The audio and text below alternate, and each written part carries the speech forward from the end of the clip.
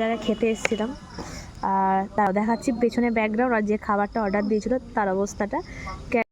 এই যে আমাকেও দেখতে এরকম, ইনি সেই যে 1 প্লেট করে 3 জনের যে অর্ডারটা দিয়েছিল ইনি বোঝেনি আমাদের এই যে দিয়েও ইনিও বসে আছে খেতে, এনার এখনো অবশিষ্ট পড়ে আছে। উনি বুঝতে পারেনি যে 1 প্লেট করে একজনের খাওয়া সম্ভব নয়, উনি হাফ খেয়ে ওনার অবস্থা এই লেভেলে এসছে।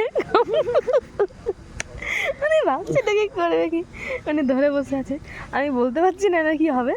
আর ইনি তো পুরো প্লেটটাই ফেলে রেখেছে, এর অবস্থায় ও কি করবে। আপাতত এটার কি হবে এই খাবারটা ইনি জানে। 1 প্লেট ওনার মাথায় কি হয়েছিল উনি আপাতত বুঝতে পারছেন, উনি 1 প্লেটের হাফ খেয়ে নিয়েছে বলে ওনার অবস্থাটা পুরো লালে লাল হয়ে গেছে, ফুলে গেছে সব দিক থেকে। আপনি এখন কি ভাবছেন এটা কি করবেন? কিছু করতে হলে ফেলে দিতে হবে না, এটা প্যাকিং করে নেওয়ার জন্য কি দেখো। আপনি কি বাকিটা খেতে পারবেন? আর ভাবেতেও খেতে হবে না। একটা কাজ করতে হাত দিয়ে আমরা ভাবছি দাদাটার মুখটা বড় করে দিয়ে বাকি প্লেটটা খাওয়ানো হবে। দাদাটার অবস্থা দেখছেন, এইটা আমি মানে হাফ প্লেট খাওয়ার যদি এনার অবস্থা নিয়ে লাল হয়ে গেছে, ওনার ঠোঁট থেকে মুখ পুরো লাল। এই যে আর করি না আরে খান খান, খাচ্ছি।